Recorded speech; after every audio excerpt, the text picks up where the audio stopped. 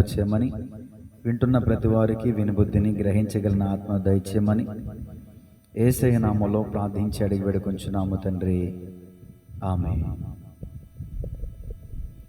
మొదటిగా దేవునికి వందనాలు. అలాగే సమీక్షణ పాస్టర్ గారు కూడా నా హృదయపూర్వకమైన వందనాలు. అక్కడే మీ ఇక్కడ ఉన్న ప్రతి ఒక్కరికి కూడా నా హృదయపూర్వకమైన వందనాలండి. దేవుని కృపను బట్టి ఈరోజు మనందరికీ దేవుని ఆశీర్వాదంతో ఇలాంటి సమయం దేవుడిచ్చినందుకు దేవునికి హృదయపూర్వకమైన వందనాలతో మనందరం దేవునికి కృతజ్ఞతాస్తుతులు చెల్లించాలి. హల్లెలూయా. ఈరోజు దేవుని వాక్యం అంశం ఏమనగా, మానవుని ప్రయాణము ఎక్కడికి అంటే అది గమ్యం ఏమిటి అంటే దేవుని దగ్గరికే, పరలోకానికే గమ్యము. ప్రతి ఒక్కరికి ప్రయాణం అనేది ప్రతి ఒక్కరూ చేస్తున్నారు. ఇప్పుడు జీవిస్తున్న ప్రతి ఒక్కరూ ఏం చేస్తున్నారండి? ఒక ప్రయాణం చేస్తున్నారు. అది ఆత్మీయమైన ప్రయాణం. అది మనకి క్రైస్తవులుగా, దేవుని తెలుసుకున్న వారిగా మనకేది తెలుస్తుంది. ఎందుకంటే ఎవరికైనా సరే ఏదైనా సరే తెలియాలి అంటే వాళ్ళ జ్ఞానమును బట్టే తెలియాలి. దేవుని ఆత్మ మన ప్రతి ఒక్కరిలో ఉన్నది కాబట్టి మనందరికీ తెలుస్తుంది ఇది ఒక ప్రయాణం అని. ఈ లోకంలో మనం జీవిస్తున్నాము అంటే మనం ఒకప్పటికి ఎక్కడికి వెళ్తామని, దేవుని దగ్గరికి వెళ్తామని మనందరికీ తెలుసు. కాబట్టి ఈరోజు ఆ అంశాన్ని బట్టి దేవుడు మనతో మాట్లాడబోతున్నారు. ప్రతి ఒక్కరూ బైబిల్ గ్రంథాన్ని తెరిచి దేవుని అంశాలు, దేవుని మాటలు మనం ధ్యానిద్దాము. మొదటిగా ప్రసంగి గ్రంథం 2వ అధ్యాయము 4వ వచనం నుంచి చదువుకుందాం. ప్రసంగి 2వ అధ్యాయము 4వ వచనం నుంచి చదువుకుందాము. ఇక్కడ భక్తుడు తెలియజేస్తున్నారు ఏమిటి అంటే వ్యర్థమైనవి ఏంటో తెలియజేస్తున్నారు, ఆయనకి తెలిసినవి. చదువుదాము. నేను గొప్ప పనులు చేయబోనుకుంటుని, నా కొరకు ఇండ్లు కట్టించుకుంటుని, ద్రాక్ష తోటలు నాటించుకుంటుని. చాలండి, చదువుకుందాం, మళ్ళీ చదువుకుందాము. ఇక్కడ ఏం చెప్తున్నారంటే 4వ వచనంలోంచి మనం చూస్తే అక్కడి నుంచి 11వ వచనం వరకు అక్కడ ఏం చేశారో అవన్నీ ఏమిటో ఆయన తెలియజేస్తున్నారు. ఇక్కడ మొదటిగా చదువుకున్న వచనంలో మనం చూస్తే నేను గొప్ప పనులు చేయబోనుకుంటుని అనే మాట మనకు మొదటిగా కనిపిస్తుంది కదా. అంటే ఇక్కడ చూస్తున్నాము ఆయన రాజు. ఎవరండి? ఆయన రాజు. ఏం చేయాలనుకుంటున్నారంటే గొప్ప పనులు చేయాలని అనుకుంటున్నారంట. గొప్ప పనులు. ఆ సమయంలో, ఆ కాలంలో ఒక రాజు గొప్ప పనులు చేయాలనుకొని ఏం చేస్తున్నారంటే ఇండ్లు కట్టించుకున్నారంట. నా కోసం, ఆయన కోసం ఇల్లు కట్టించుకుంటున్నారంట. అంటే ఆయన ఇల్లులు కట్టించుకుంటున్నారంటే ఇప్పుడు ఉన్న వాటిని బట్టి ఇప్పుడు మనకి పెద్ద పెద్ద భవనాలే. ఏం కట్టించుకున్నారు? ఇల్లు కట్టించుకుంటున్నారంట. ద్రాక్ష తోటలు నాటించుకున్నారంట. పెద్ద పెద్ద ద్రాక్ష తోటలు నాటించుకున్నారంట. తర్వాత వచనం, నా కొరకు తోటలను, శృంగార వనములను వేయించుకొని వాటిలో సకల విధములైన ఫలవృక్షములు నాటించి తిని. చూద్దాం, ఇది ఇక్కడ ఆయన ఏం చేశారంటే ద్రాక్ష తోటలు నాటించారంట. తర్వాత పెద్ద తోటలు, శృంగార వనములను వేయించుకున్నారంట. దాని తర్వాత చూస్తే సకల విధములైన వృక్షములు అంటే ఫల వృక్షములు నాటించారంట వనాలో. అంటే అక్కడ మనం చూస్తున్నాం కదా, సకల విధములైన ఫల వృక్షములు అంట. అక్కడ లేనిదంటూ ఏది లేకుండా మొత్తం అన్నీ నాటించారంట. ఏది లేకుండా, అసలు ఇది లేదు అని చెప్పడానికి లేకుండా ప్రతిదీ నాటించారంట ఆ వనంలో. తర్వాత వచనంలో మనం చూస్తే వృక్షముల నార్మలులకు నీరు పారుటకై నేను చెరువులు త్రవ్వించుకుంటుని. అంటే అన్నిటికి నీళ్ళు కావాలి కదండి, వాటికి చెరువులు తవ్వించారంట. తర్వాత పనివారిని, పనికత్తులను సంపాదించుకుంటుని, నా ఇంట పుట్టిన దాసులు నాకుంటిరి. యెరూషలేమునందు నాకు ముందుండిన వారందరికంటే ఎక్కువగా పశువుల మందలను, గొర్రె మేకల మందలను బహు విస్తారముగా సంపాదించుకుంటుని. ఇక్కడ మనం చూస్తున్నాము గొప్ప గొప్ప చెరువులు ఆయన మొత్తం త్రవ్వించారంట. ఆయనకి పనివారు ఉన్నారంట, పనికత్తులు ఉన్నారంట. ఆయనంట పుట్టి పెరిగి పనివారిగా ఉన్న వాళ్ళు కూడా ఆయనకు ఉన్నారంట. దాని తర్వాత మనం చూస్తే గొప్ప మందలు, గొర్రె మేకల మందలు ఉన్నాయంట. ఆయనకి ఇంకా లేనిదంటూ లేకుండా గొప్ప మందలు ఆయన చేసుకున్నారంట. తర్వాత వచనంలో మనం చూస్తే, నా కొరకు నేను వెండి బంగారములను, రాజులు సంపాదించు సకల సంపదను, ఆయా దేశములలో దొరుకు సంపత్తును కూర్చుకొంటిని.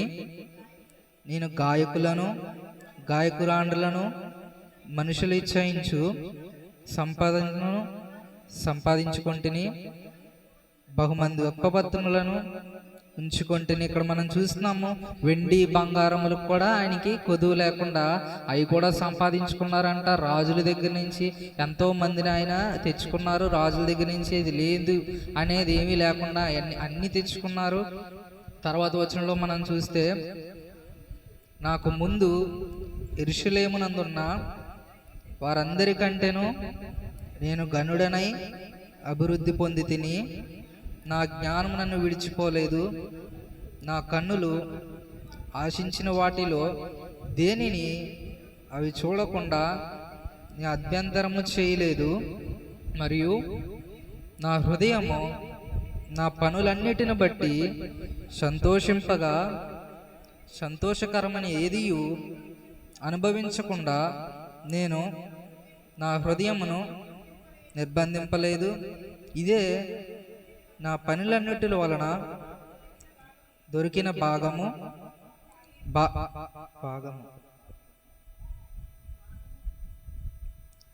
తర్వాత వచనం 11వ వచనం, అప్పుడు నేను చేసిన పనులన్నీ, వాటి కొరకైన నేను పడిన ప్రయాసమంతయు నేను నిదానించి వివేచించగా, ఇవన్నీ వ్యర్థమైనగాను ఒకడు గాలికి ప్రయాసపడినట్లుగాను అగబడెను. సూర్యుని క్రిందన లాభకరమైన ఏదియు లేనట్టు నాకు కనబడిన. ఇక్కడ చూస్తున్నాం కదా, 4వ వచనం నుంచి మనం చూసినవన్నీ ఆయనకి ఎలా కనిపించిందంట?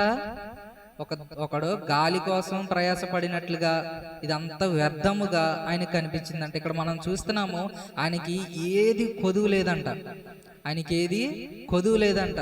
బంగారం ఉంది, లేదంటే ధాన్యం ఉంది, లేదంటే ఆయనకి ఏదైనా సరే తినడానికి కానీ, లేదంటే కనిపించినది ఏదైనా సరే ఆయనకి మనస్ఫూర్తిగా హృదయం ఏమడిగితే దాన్ని అసలు ఏది ఆయనకి ఇది నాకు లేదు అని లేకుండా ప్రతిదీ ఆయన సంపాదించి పెట్టుకున్నారంట.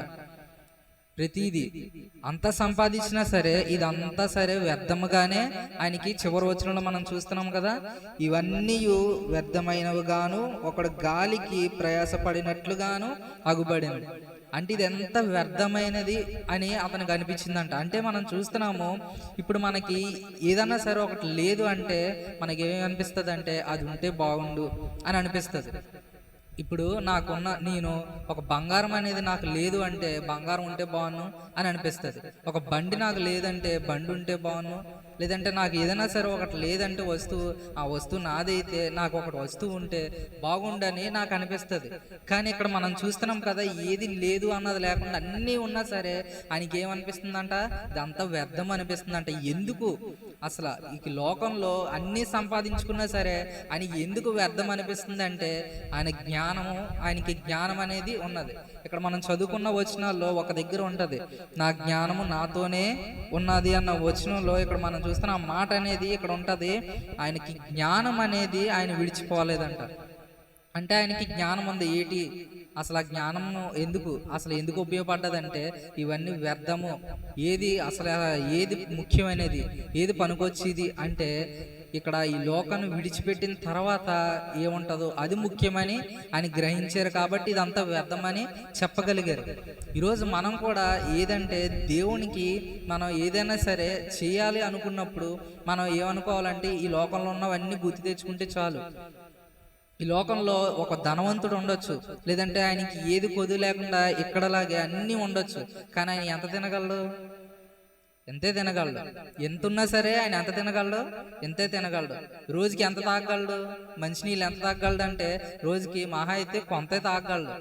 ఆయనకి ఎంతో చెరువులు ఉన్నాయి, లేదంటే ఆయనకి ఎంతో ఉన్నది. ఆయన ఎంత తాగగలడు అంటే ఆయన పొట్టకి ఎంత పడితే అంతే, ఎంత తినగలితే అంతే తినగలడు. కాబట్టి ఇక్కడ మనం చూస్తున్నాము, దేవుడు మనకు చెప్తున్నాడు, ఈ లోకంలో ఉన్నవి ఏవైనా సరే అవి వ్యర్థమైనవి. నీకు ఏది ముఖ్యమో అంటే ఒక ప్రయాణం అనేది నీకు ఒకటి ఇచ్చాను. ఆ ప్రయాణంలో నువ్వు ఎలాగా ప్రయాణించాలి, దానికి సంబంధించినటువంటి ప్రతిదీ ఎలా ఉండాలి, అది దేవుడు ప్రాముఖ్యంగా మన ముందు పెట్టారు. ఈరోజు ఒక దగ్గరికి మనం వెళ్తున్నాము అంటే గమ్యం అనేది మనకు తెలుసు. కాబట్టి అక్కడికి మనం వెళ్ళాలి, ఎలా సిద్ధపడాలి. ఈరోజు మనకి ఎలా గమ్యం అనేది ఏంటి అంటే దేవుని దగ్గరికి మనం వెళ్ళాలి, పరలోక రాజ్యంలో ఆయనతో పాటు మనం ఉండాలి. అది మన గమ్యం. ఇప్పుడు దానికి ముందు మనం ఉన్న స్టేజ్లో మనం ఉన్నాం. ఇది మన ప్రయాణం. ఈ ప్రయాణంలో ముఖ్యంగా మనకి ఏం ఉండాలి అంటే మనం చూస్తున్నాము, మొదటి మాటగా ఆత్మీయమైన సిద్ధపాటు మనకి ఉండాలి. ఆత్మీయమైన సిద్ధపాటు అనేది లేకపోతే ఎలా ఉంటుంది? ఆత్మీయమైన సిద్ధపాటు అనేది లేకపోతే అసలు ఏమవుతుంది అంటే ఇక్కడ మనం చూస్తున్నాం కదా, బైబిల్ గ్రంథంలో బుద్ధి లేని కన్యకులు అసలు సిద్ధపాటు లేకుండా ఉన్నప్పుడు ఏమైంది? వాళ్ళకి సిద్ధపాటు లేకుండా ఉన్నారు కాబట్టి వాళ్ళకి తర్వాత ఏమైంది? సిద్ధపాటు లేకపోతే లోపలికి ప్రవేశించలేకపోయారు. అలాగే మనకి కూడా సిద్ధపాటు లేకపోతే మనం దేవుని రాజ్యంలో ప్రవేశించలేము.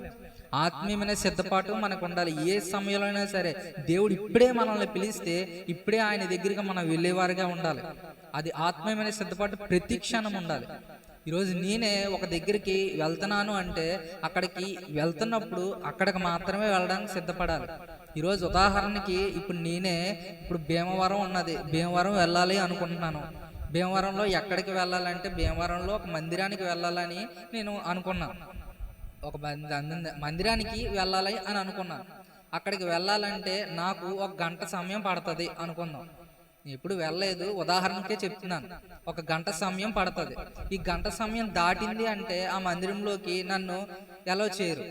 ఈ గంట సమయం నేను ఎలా వాడుకోవాలంటే సిద్ధపడి ఇంకో దగ్గరికి వెళ్ళకుండా, అంటే దారిలో ఇంకో పనులు పెట్టుకోకుండా ఆ గమ్యానికి చేరుకోవాలనే ఉద్దేశంతో ఇంకో పనులు పెట్టుకోకుండా అక్కడికి మాత్రమే వెళ్ళాలి అని చెప్పి నేను ఏం చేయాలి? ఆ గంట సమయాన్ని చాలా ప్రాముఖ్యంగా వాడుకోవాలి. అక్కడికి మాత్రమే వెళ్ళాలి. కాబట్టి నేను అటు ఇటు చూడకూడదు. వెళ్ళే దారిలో నేను అటు ఇటు చూశాను అనుకోండి, ఇంకా ఎవరన్నా పిలుస్తారు అనుకోవచ్చు. లేదంటే మధ్యదారిలో అటు ఇటు చూస్తూ నేను ఏమన్నా డ్రైవింగ్ చేశాను అనుకోండి, ఏమవుతుంది? యాక్సిడెంట్ అవ్వచ్చు. లేదంటే దారిలో ఎవరన్నా తెలిసిన ఉంటే పిలవచ్చు, వాళ్ళ దగ్గర ఆగవచ్చు. లేదంటే ఇంకా చాలా జరగవచ్చు అటు ఇటు చూస్తే. అదే గమ్యాన్ని నేను ప్రాముఖ్యంగా తీసుకుని అక్కడికి వెళ్ళాలి అనే ఉద్దేశంతో ఎక్కడికి వెళ్ళకుండా అక్కడికే వెళ్ళాలి, ఇదే నాకు ప్రాముఖ్యం అని చెప్పి నేను వెళ్ళగలిగితే అక్కడికి వెళ్ళి ఆ మందిరంలో ఉండి అక్కడ దేవుడి మాటలు వినగలుగుతాను. ఇలాగ అటు ఇటు చూస్తే ఏమవుతుంది అంటే దేవుని మందిరంలోకి, దేవుని సన్నిధిలోకి వెళ్ళలేము. అటు ఇటు చూస్తే ఇక్కడ మనం చూస్తున్నాం కదా, అటు ఇటు చూసిన వారు చాలా మంది ఉన్నారు బైబిల్ గ్రంథంలో. ఆదికాండం, ఒకసారి ఆదికాండం తెద్దాము. ఆదికాండము 19వ అధ్యాయము, అందరికీ తెలిసిందే ఈ వాక్యము. 19వ అధ్యాయము 26వ వచనం. అయితే లోతు భార్య అతని వెనుక నుండి తిరిగి చూచి ఉప్పు స్తంభమాయను. ఈ మాట మనం చూస్తున్నాము, ఇది అందరికీ తెలిసిందే. అక్కడ దేవుడు ఏం చెప్పారు? వెనక్కి తిరిగి చూడకూడదు. దేవుడు ఏం చెప్పారంటే అక్కడ వెనకాల ఏం జరుగుతుందో మీకు అనవసరం, వెనక్కి తిరిగి చూడకుండా వెళ్ళిపోండి అని చెప్పి దేవుడు చెప్పారు. ఇక్కడ ఏం చేసింది ఆవిడ? వెనక్కి తిరిగి చూసింది. అలాగేంటంటే మనకి గమ్యం అనేది దేవుడు ఒకటి ఏర్పరిచిన తర్వాత అది మాత్రమే పాటించాలి. అది కాకుండా మనం వేరే వైపు చూస్తే అక్కడ చూస్తే ఇక్కడ చూసాం కదా, ఉప్పు స్తంభం అయిపోయినట్లు ఆ జీవితం అనేది వేరే విధంగా తయారవుతుంది. కాబట్టి ఇప్పుడు మనకి గమ్యం అనేది ఏంటి? ఇప్పుడు మన గమ్యం ఏంటి? దేవుని రాజ్యంలోకి వెళ్ళాలి. దానికి ముందు ఇప్పుడు మనం ఎక్కడ ఉన్నామంటే ప్రయాణంలో ఉన్నాం. ఈ ప్రయాణంలో మనం ఎలా ప్రయాణించాలి అంటే ఇక్కడ మనం చూస్తున్నాం కదా, ముందు మనం ప్రసంగి గ్రంథంలో చదువుకున్నట్టు ఇక్కడ వ్యర్థమైనవన్నీ మనం పట్టించుకోకుండా ఈ లోకంలో ఉన్న ఆశలన్నీ విడిచిపెట్టి దైవానుసారమైన ఆత్మీయమైన ఆశలు మనం పెట్టుకొని దేవుని యందు, దేవుని వాక్యం అందు మనం భయభక్తులు కలిగి దేవుడు ఏం చెప్తున్నారో ఈ ప్రయాణంలో దేవుడు ఎలా ప్రయాణించాలో మనం ఎలా చెప్తున్నారో ప్రతిదీ మనం మనసులో పెట్టుకొని ఈ ప్రయాణం ఎలా చేయాలి, దేవుడు ఎలా చేయమని చెప్పారో దాన్ని బట్టి మనం ప్రయాణం అనేది చేస్తే మనం గమ్యం అనేది చేరుకుంటాం. దేవుడు ఎలా ప్రయాణం చేయమన్నారు అంటే ఆత్మీయమైన సిద్ధపాటు కలిగి మనం ఎల్లప్పుడూ దేవుని యందు ఎప్పుడు ప్రతి క్షణం మనం ఆత్మీయమైన సిద్ధపాటు కలిగి దృష్టి అనేది ఎటువైపు వెళ్లకుండా మనం సిద్ధపడినట్లయితే అప్పుడు మనం దేవుని సన్నిధిలోకి, మన దేవుడి రాజ్యంలోకి మనం వెళ్తాం. అక్కడ మనం చూస్తున్నాము ప్రతి క్షణం ఆయన భక్తిలోనే మనం ఉండాలి. ఈ భక్తి గురించి మనకి ఎంతోమంది దైవజనులు చెప్పారు, నేను ముందున్నప్పుడు కూడా మాట్లాడాను. భక్తి అనేది ఎలా ఉండాలి, అసలు భక్తి అనేది దేవుని యందు ఆత్మీయమైన భక్తి మనం ఎలా కలిగి ఉండాలో మనం చాలాసార్లు విన్నాం. అసలు ఆత్మీయమైన భక్తి అంటే ఏంటంటే ప్రతి క్షణం దేవునిలో మనం పడిపోకుండా ఎలాంటి పరిస్థితి వచ్చినా సరే నిలబడే రీతిలో మనం ఉండాలి. సాతాను ఏం చేస్తూ ఉంటాడంటే మనం భక్తిలో ఎదుగుతూ ఉంటే వెనకాల నుంచి లాగుతూ ఉంటాడు. ఎలా లాగుతాడు అంటే అక్కడ మనం చూస్తున్నాం, అదే ఆదికాండంలో మనకి అవగారు కనబడతారు కదండి. అవగారు తిరుగుతూ ఉంటే అక్కడ దేవుడు అక్కడ పెడితే అక్కడ వెనకాల నుంచి ఎలా లాగుతుంది, సర్పం వచ్చి ఇది నిజమా అని చెప్పి వెనకాల నుంచి ఒక క్వశ్చన్ మార్క్ పెడుతుంది అనమాట.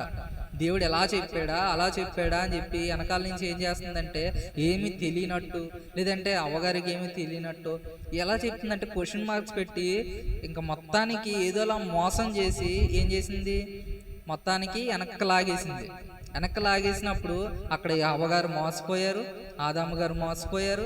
ఇక్కడ మనం చూస్తున్నాము ఏంటంటే మనం ముందుకు వెళ్తున్నాము అంటే వెనకాల నుంచి లాగుతూ ఉంటాడు. అలా లాగినప్పుడు మనకు వెనక్కి పడిపోకుండా ముందుకే మనం సాగిపోతాం చూసారా, అది ఆత్మీయ భక్తిలో మనం నిలకడగా ఉన్నట్టు. వెనకాల నుంచి ఎవ్వరన్నా సరే ప్రతి ఒక్కరిని లాగుతుంది. అది ప్రతి ఒక్కరికి వచ్చే సంఘటన, అది ప్రతి ఒక్కరికి కలిగేదే. బాధలు ఇలాంటివన్నీ మనకి ప్రతి ఒక్కరికి వస్తాయి. దేవుడు బాగు చేయడానికి చూస్తాడు, శిక్షించడానికి కాదు. దేవుడు ఎవరన్నా మనం ఏంటంటే పాడైపోయిన పరిస్థితులు ఉన్నప్పుడు దేవుడు బాగు చేస్తాడనమాట. ఆ బాగు చేసేటప్పుడు మనకు నొప్పులు కలుగుతాయి చూసారా, ఆ నొప్పులే మనకు వచ్చే బాధలు. ఈరోజు ఒకరికి ఎవరికన్నా సరే బాగాలేదు అంటే హాస్పిటల్కి వెళ్తారు, ఆపరేషన్ పడుతుంది అని చెప్తారు. ఆపరేషన్ పడుతుంది అని చెప్పినప్పుడు వైద్యులు ఆపరేషన్ చేసిన తర్వాత నొప్పులు వస్తాయా రావా? వస్తాయి కదా. ఆపరేషన్ అయిపోయిన తర్వాత వాళ్ళకి ఎంతో నొప్పి కలుగుతుంది, అది తగ్గే వరకు నొప్పి కలుగుతూనే ఉంటుంది. అలా దేవుడు కూడా మనల్ని బాగు చేయడానికి ఎంతో సహాయం చేస్తూ ఉంటారు. ఆ నొప్పులు కలిగినప్పుడు మనం ఏం చేస్తామంటే దేవుడే మనకి శిక్ష విధించేశాడు, దేవుడే ఇన్ని బాధలు పెట్టేశాడు అని చెప్పి తిరిగి దేవుడి మీద మోపేసి దేవుడిని వెనక్కి పక్కకు దోసేసి మనం ఏం చేస్తామంటే వెనక్కి వెళ్ళిపోతాం. దాన్ని బట్టి శాతాన్ని ఎంతో సంతోషపడతాడు, ఎందుకంటే ఇలా జరగాలని కోరుకుంటున్నాడు కాబట్టి. దేవుడు శిక్షించే దేవుడు కాదు, దేవుడు వెనక్కలాగే దేవుడు కాదు, నిన్ను బాగు చేయడానికి చూసే దేవుడు. మనల్ని ఇక్కడ ఉండగా బాగు చేస్తారనమాట. ఆ బాగు చేసినప్పుడు మనం ఏం చేయాలంటే దేవుడు మనల్ని బాగు చేస్తున్నప్పుడు అనేక రకమైన శోధనలు, అనేక రకమైన నొప్పులు కలిగే రీతిలో అనేకమే కలుగుతాయి. అవన్నీ మనం ఏం చేయాలంటే భరించాలి. భరిస్తేనే తర్వాత మనం బాగుపడతాం. భరించను, నాకు నొప్పొద్దు అంటే అక్కడ అవుతుందా? ఈరోజు ఆపరేషన్ జరుగుతుంటే నాకు ఎలా కోయొద్దు లేదంటే ఇలా చెయ్యొద్దు అంటే ఇంకా కొన్ని రోజులు బతుకుతాడు, తర్వాత చనిపోతాడు. అలాగే దేవుడు కూడా మనకి చాలా వరకు బాగు చేయడానికి చూస్తారు. అలా బాగు చేయడానికి చూసినప్పుడు మనకు కలిగే నొప్పులు మనం భరించగలిగితే తర్వాత మనం బాగవుతాము, దేవుని రాజ్యంలోకి మనం వెళ్ళగలుగుతాం. ఈ ఆత్మీయమైన ఈ ప్రయాస మనం భరించాలి, పడాలి. అప్పుడు ఈ ప్రయాణంలో మనం ఇలాగ సాగుతూ ఉండగా ఎన్నో అడ్డదురుకులు వస్తూ ఉంటాయి. ఇలా ప్రయాణం వెళ్తున్నప్పుడు ఎన్నో స్పీడ్ బ్రేకర్ లాంటివి వస్తాయి, గోతులు వస్తాయి. రోడ్లో చాలా గోతులు ఉంటాయి కదండి, చాలా మంది అడ్డం వస్తూ ఉంటారు. ఈ ప్రయాణంలో మనకి కూడా చాలా మంది అడ్డం వస్తూ ఉంటారు. ఈ అడ్డం వచ్చిన వాళ్ళని ఏం చేయాలంటే మనం తప్పించుకొని పక్క నుంచో ఎలాగోలాగా మనం ముందుకే సాగిపోవాలి తప్ప అక్కడ ఆగిపోకూడదు. ఈరోజు చాలా మంది ముందుకు సాగిపోవడానికి భయపడి అక్కడ ఆగిపోతున్నారు. దేవుని రాజ్యంలోకి మనం వెళ్ళాలి అంటే ముందుకే సాగిపోవాలి. అక్కడ ఆగిపోవడమో లేదంటే వెనక్కి వచ్చేయడమో లాంటివి చేస్తే దేవుని రాజ్యంలోకి మనం వెళ్ళలేము.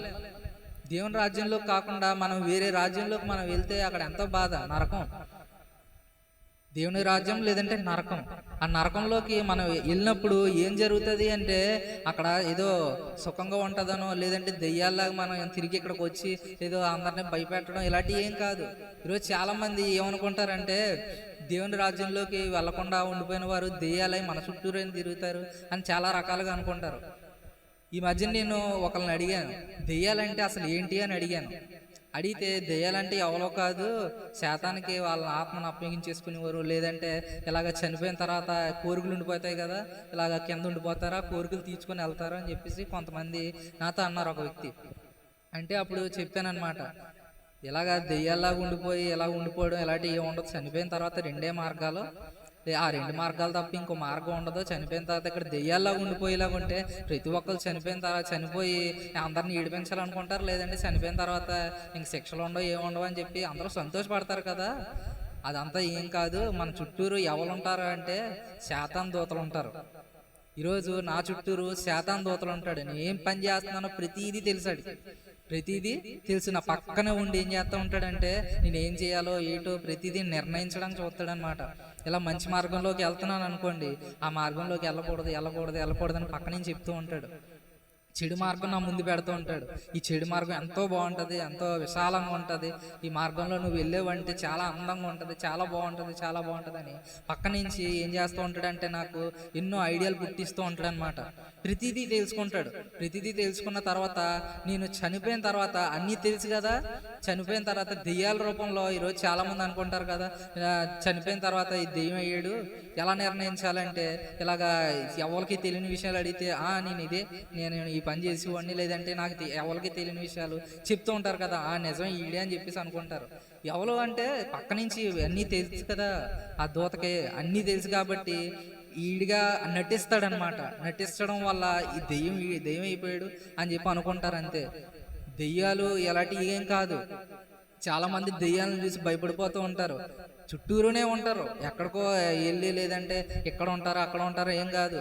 మా అమ్మాయి దెయ్యం అయిపోయింది, మా నాన్న దెయ్యం అయిపోయాడు, లేదంటే నా తమ్ముడే నాకే ఇలా దెయ్యం అయిపోయి నా చుట్టూరు తిరుగుతున్నాడు, నేను ఏం చేసినా సరే ఇలా రకరకాలుగా చేస్తున్నాడు అని చెప్పి చాలా మంది భయపడిపోతూ ఉంటారు. వాళ్ళు చనిపోయిన తర్వాత రెండే మార్గాలు ఉంటాయి. అలాగే ఈ ప్రయాణంలో రకరకాలుగాని అడ్డుగా వస్తూ ఉంటాయి అన్నమాట. ఈ అడ్డులు మనం చూసి దెయ్యాలని లేదంటే ఇలా రకరకాలుగా ఇవన్నీ చూసి ఏమనుకుంటామంటే వెనక్కి వెళ్ళిపోతూ ఉంటాం, లేదంటే అక్కడ ఆగిపోతాం, భయపడిపోతాం. తెలియకుండా ఏం చేస్తారంటారంటే ఈ మార్గంలో ముందుకు సాగిపోవాలనే విషయాన్ని మర్చిపోయి ఏం చేస్తూ ఉంటారంటే ఆత్మీయమైన స్థితిని కోల్పోతూ ఉంటారు చాలామంది. ఆత్మీయమైన స్థితి కోల్పోయి ఎలా ఉంటారంటే వెనక్కి వెళ్ళిపోయి దేవుడు చెప్పిన మాటలు అన్నీ వినకుండా ఏం చేస్తూ ఉంటారంటే శాతాన్ చెప్పే మాటలు వింటూ ఉంటారనమాట. ఈ మధ్య నేను ఒకళ్ళ దగ్గర ఒక మాట విన్నాను, ఏంటంటే బాప్టిజం తీసుకున్నారు, ఆత్మీయంగా ప్రతిసారి పాస్టర్ గారితో ప్రార్థన చేయించుకుంటారంట, అన్నీ బాగున్నాయి, ఆత్మీయంగా చర్చకొస్తారు, అన్నీ బాగానే ఉంటాయి. ఈ మధ్యన ఎక్కడికో వెళ్ళి ఏదో మొక్కు ఉండిపోయిందని చెప్పి ఎక్కడికో వెళ్ళారంట వాళ్ళు. ఇదేంటి బాప్టిజం తీసుకొని దేవుడు నమ్ముకొని ఎక్కడికో ఏదో మొక్కున్నదని ఎక్కడికో వెళ్ళడం అయితే, ఏదో గుడికి వెళ్ళడం ఏంటి, ఇదంతా ఏంటంటే ఎప్పుడో మొక్కుకున్నారంట, ఆ మొక్కు అలా ఉండిపోయిందంట. ఆ మొక్క అలా ఉండిపోవడం వల్ల అది తీర్చేసుకుంటే ఇంకే బాధ ఉండదు కదా అని చెప్పి వెళ్ళారంట. మరి బాప్టిజం ఎందుకు తీసుకున్నారు?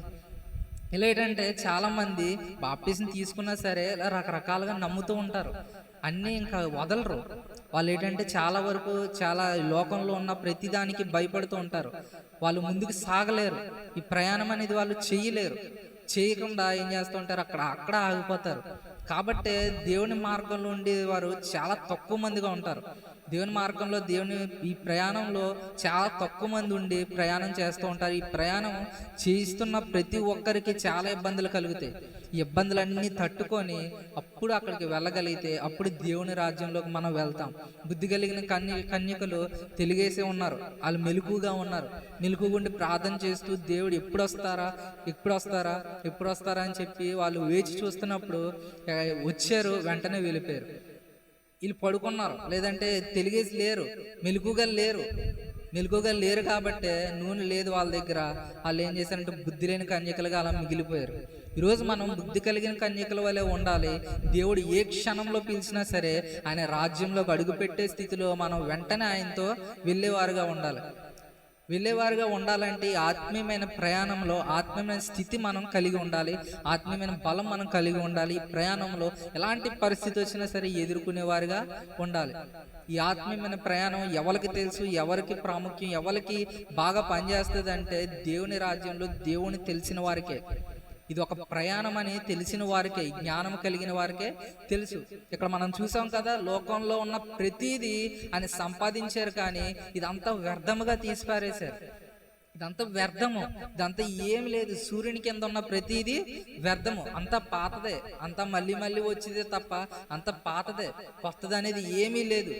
ఇక్కడ ఏదన్నా సరే ప్రాముఖ్యం ఏదన్నా సరే ఉన్నది అంటే దేవుని పరిశుద్ధమైన ప్రయాణము మాత్రమే. ఈ ప్రయాణంలో మనం ఏం చేయాలంటే దేవుని ప్రయాణం అనేది మనం చేస్తూ ఉండడమే ఇక్కడ దేవుడు మనల్ని పెట్టారు. కాబట్టి ఇక్కడ మనం చూస్తున్నాము, దేవుని సన్నిధికి వచ్చినప్పుడు ఆయన చాలా వరకు ప్రవర్తన జాగ్రత్తగా చూసుకొని మనం ముందుకి ప్రయాణించమని దేవుడు చెప్తున్నారు. ఇదే ప్రసంగి గ్రంథంలో 5వ అధ్యాయంలో ఉంటుంది. మనం దేవుని సన్నిధికి వెళ్ళినప్పుడు మన ప్రవర్తన అనేది చాలా జాగ్రత్తగా కాపాడుకోవాలంట.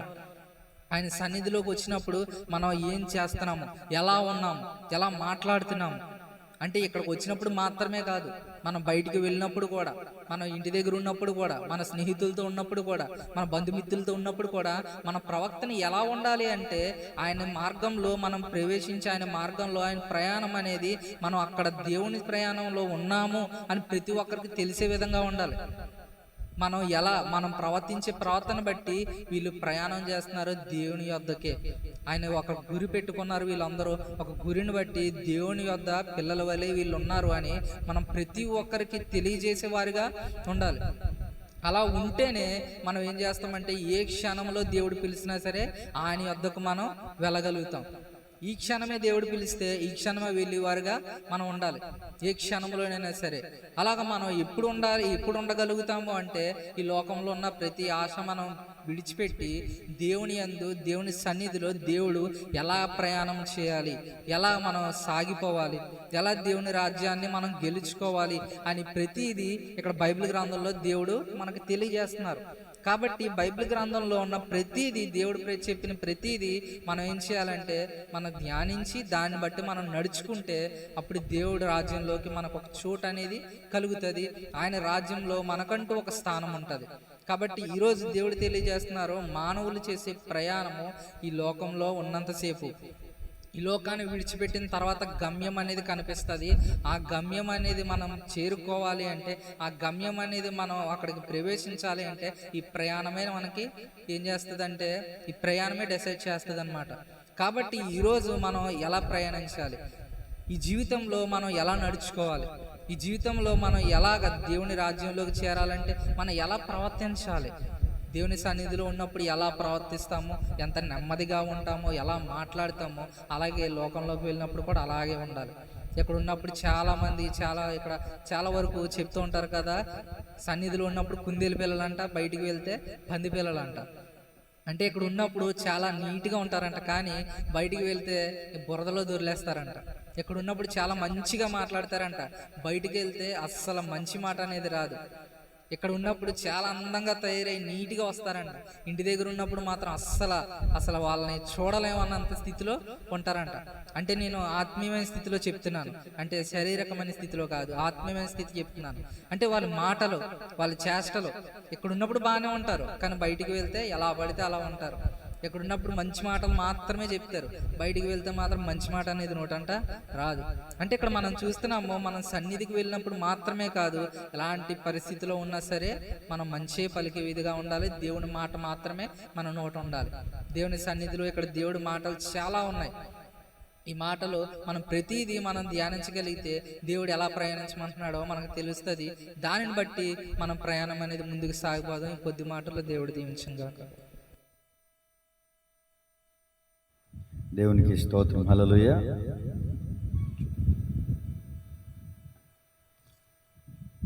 ప్రార్థన చేసుకుందాం ఒక 2 నిమిషాలు. పరిశుద్ధ గ్రంథంలో నుంచి హబక్కూకు గ్రంథం 1వ అధ్యాయం 15వ వచనం. చాలా వాతావరణం వేడిగా ఉంది ఈరోజు. హబక్కూకు గ్రంథం 1వ అధ్యాయం 15వ వచనం, 770వ పేజీ.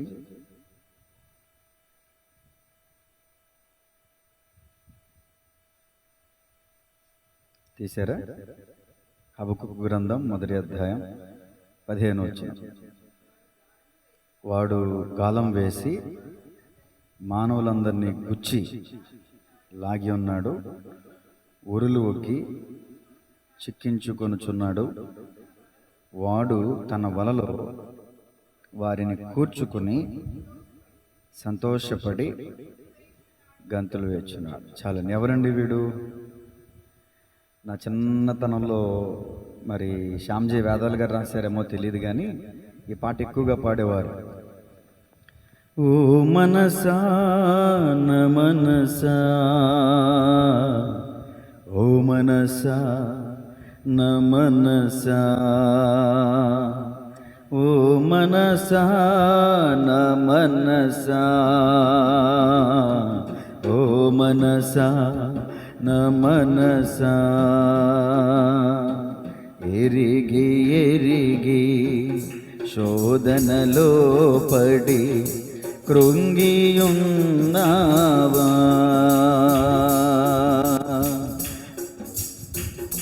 ఎరిగి ఎరిగి శోధనలో పడి కృంగియున్నావా, శోధకుడైనా సాతాను నీకు గాలం వేశాడా, ఎర చూపించి భ్రమ చూపించి చివరకు నిన్ను బానిస చేసి, ఎర చూపించి భ్రమ చూపించి చివరకు నిన్ను బానిస చేసి, విజయ గర్వంతో తను నవ్వుకున్నాడు, విజయ గర్వముతో తను నవ్వుకున్నాడు. ఓ మనసా న మనసా, ఓ మనసా న మనసా. హల్లెలూయా. తప్పులు ఏమైనా ఉన్నాయేమో, చాలా కాలం కిందట విన్న పాట అది. నా చిన్న వయసులో మ్యాక్సిమం శ్యామ్జీ వేదాలు గారే రాస్తుంటారు ఈ పాట. అదొకటి, అలాగే ఎగిరెగిరి పాటకి ఆ పాట ఒకటి, నీవుంటే నాకు చాలా యేసయ్యా, నవ్వండి మనసారి నవ్వండి. పాటలన్నీ దేవజనులు శ్యామ్జీ వేదాలు గారు రాశారు. మరి ఈ పాటలోనే పెద్ద ప్రసంగం ఉంది. తమ్ముడు చెప్తుంటే నాకు ఇదొక మాటను మరొక మాట గుర్తొచ్చింది. ఒకడు సర్వలోకమును సంపాదించుకొని చివరికి తన ప్రాణం పోగొట్టుకుంటే తనకేం ప్రయోజనం? ఈ రోజున మనం దేవుణ్ణి తెలుసుకున్నాం, బాప్తిసం తీసుకున్నాం, ఆత్మీయ ప్రయాణంలో ఉన్నాం. ఈ ప్రయాణంలో యాక్సిడెంట్స్ అవుతాయి. ఈ ప్రయాణంలో మరి యాక్సిడెంట్స్ అవుతాయి.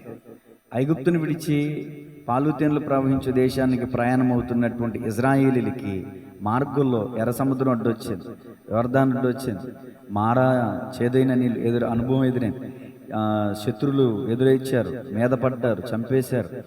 ఇంకా వాళ్ళకి ఎన్నో ఆకలి దెబ్బలు ఎదురైనాయి, ఎన్నో శోధనలు అయినాయి. ఒకరికొకరు కూడా చాలా ఇబ్బందులు వ్యతిరేకతలు వచ్చినాయి. మోషే మీద తిరుగుబాటు చేశారు. అంటే యాస్టీస్గా ఇజ్రాయేలీలకి అరణ్య ప్రయాణంలో ఎలాంటి శోధనలు ఎదురైనాయో, ఎలాంటి అడ్డులు ఎదురైనాయో మన ఆత్మీయ జీవితంలో కూడా అలాగే ఎదురవుతూ ఉంటాయి. గమనించాలి. ఐగుప్తు నుంచి రిలీజ్ అయినటువంటి వాళ్ళందరూ కూడా చాలా మట్టుకి అరణ్యంలోనే రాలిపోయారండి. ఆగిపోయారు, రాలిపోయారు. మరి ఎవరండి పాలుతేన్లు ప్రవహించే దేశంలో ఐగుప్తు నుంచి రిలీజ్ అయిన వారిలో కనానులో అడుగుపెట్టింది ఎవరంటే యెహోషువ, కాలేబ్ మాత్రమే. అదేంటంటే మరి 6 లక్షల కాలం మరి వెళ్ళారు కదంటే మార్గ మధ్యలో వాళ్ళు పుట్టి పెరిగిన వాళ్ళు, అంతేకాని ఐగుప్తు నుంచి రిలీజ్ అయిన వాళ్ళు కాదు. ఐగుప్తు నుంచి రిలీజ్ అయిన వాళ్ళు చాలా మట్టుకు 99.9% శోధనలకి గురైపోయారు. దైవజనునికి ఎదురు తిరిగినటువంటి పరిస్థితి, నమ్మకం చూపించకపోవడం వల్ల వాళ్ళందరూ కూడా రాలిపోయారు, ఆగిపోయారు. పాలుతేన్లు ప్రపంచ దేశంలో అడుగు పెట్టలేకపోయారు. ఈ రోజున మన పరిస్థితి ఏంటి అని ఆలోచన చేస్తే, మరి ఇదిగో అపవాది ఏం చేస్తున్నాడు? మళ్ళా చదువుతున్నాను. వాడు గాలం వేసి మానవులందరినీ గుచ్చి లాగి ఉన్నాడు, ఉరులు ఒక్కి చిక్కించుకొనుచున్నాడు. వాడు తన వలలో వారిని కూర్చుకుని సంతోషపడి అది కాదు, గొంతులు వేస్తున్నాడంట. అబ్బబ్బలే చిక్కేళ్ళే. గాలం వేస్తున్నాడంటే గాలానికి ఏం పెడుతున్నాడు అని అర్థం? గాలానికి ఎరేస్తున్నాడు. గాలాన్ని ఉత్తి గాలం వేరు కదా, గాలం వేసేటప్పుడు గాలములకి ఏం పెడతారు? ఎర. ఏంట ఎర? చూడండి, సొలొమోను మహారాజు దేవుని ద్వారా జ్ఞానం పొందుకుని ఆ జ్ఞానాన్ని దేనికి ఉపయోగించాడంటే మతిహీనత ఎలా ఉంటుందో చూద్దాం అనుకున్నాడు. అసలు ఈ లోకంలో తన కన్ను ఆశించిన దానికల్లా తన మనసు వెళ్ళింది, తన మనసు వెళ్ళిన దానికల్లా తన దేహం వెళ్ళింది. అనుభవించాలనుకున్నదల్లా అనుభవించాడు. చిట్ట చివరికి ఏం చెప్పాడంటే ఇది అంతయో వ్యర్థమే. ప్రసంగి గ్రంథం ఆఖరి అధ్యాయం ఆఖరి వచనం చదవండి. మరి అంత వ్యర్థమని చెప్పిన అతను ఏది మరి మేలైనదని చెప్పాడు? ఇదంతయు వినిన తర్వాత తేలిన ఫలితార్థం ఇదే. ఇదంతయు వినిన తర్వాత తేలిన ఫలితార్థం ఇదే. దేవుని యందు భయభక్తులు కలిగి ఆయన కట్టడను అనుసరించి నడుచుచుండవలెను. అద్దుగదుగు మానవ కోటికి ఇది ఏ విధి. సంపాదించవచ్చు, సంపాదన లేకపోవచ్చు, అన్నీ ఉండొచ్చు, అన్నీ లేకపోవచ్చు. ఏమున్నా లేకపోయినా మనం ఏ స్థితిలో ఉన్నా, ఏ పరిస్థితిలో ఉన్నా, ధనవంతులమైనా కావచ్చు, దరిద్రులమైనా కావచ్చు, తెల్లవాళ్ళమైనా, నల్లవాళ్ళమైనా, పొట్టోళ్ళమైనా, పొడుగోళ్ళమైనా, తేలిన ఫలితార్థం ఏంటంటే మానవ కోటికి ఇది ఏది విధి, ఏది చేయాల్సిందంటే భయభక్తులు కలిగి ఉండుటే మానవ కోటికి విధి. దేవుని యందు భయము భక్తి కలిగి ఉండుట జ్ఞానమునకు మూలము, జయ జీవిత పయనము.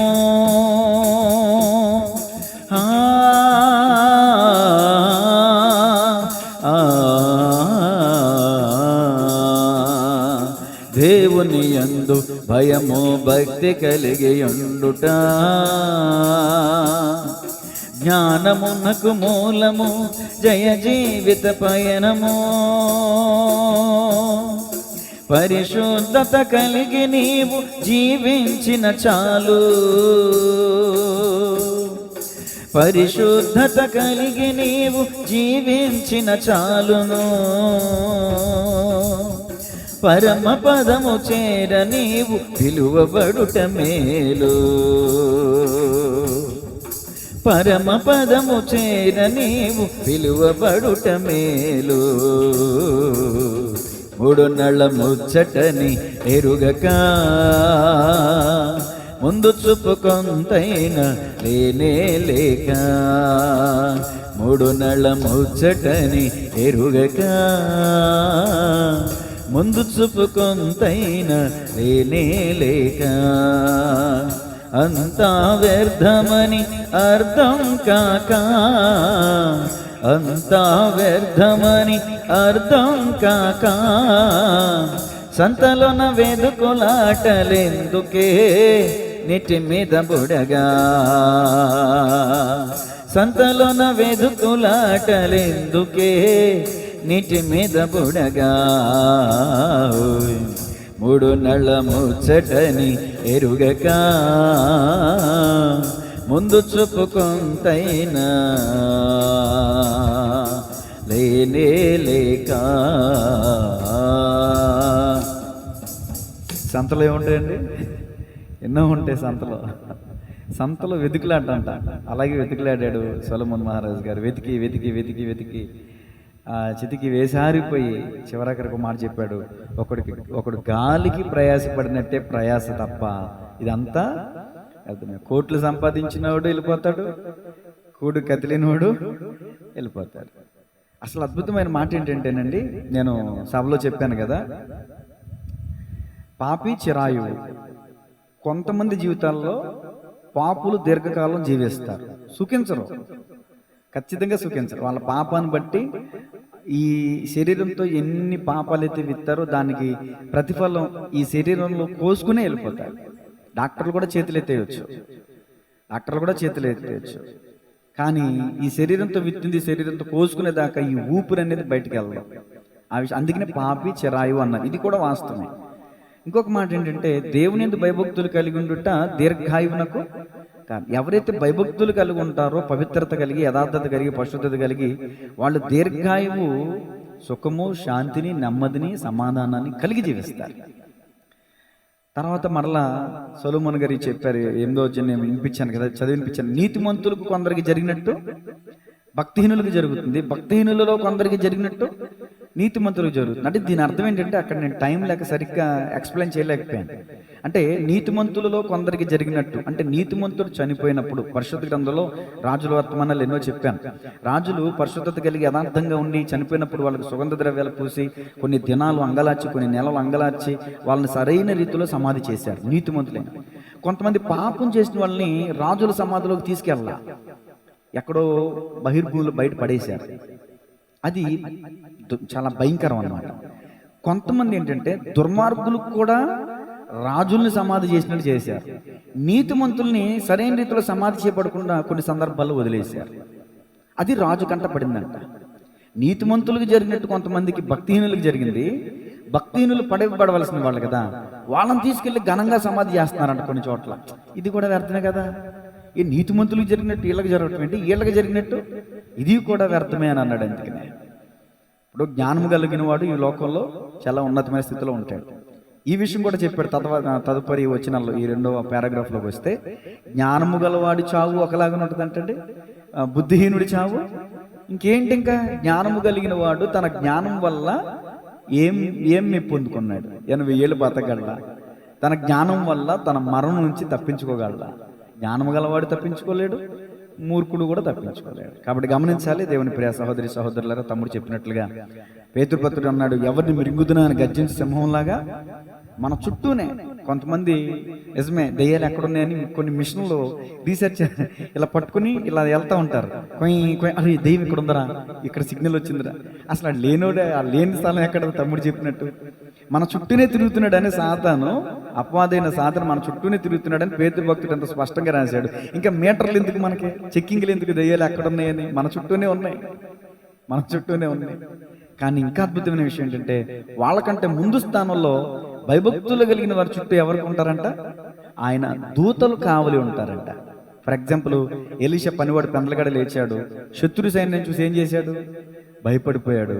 అప్పుడు వెంటనే ఎలీషా యెహోవా నామం పేర ప్రార్థన చేసి వీని కళ్ళు తెరవమని ప్రార్థన చేయగా దేవుడు అతని కళ్ళు తెరిచినప్పుడు శత్రువుల కంటే ముందు ఎలీషా చుట్టూ ఎవరున్నారు? అగ్నిరాణాలు, దేవదూతలు.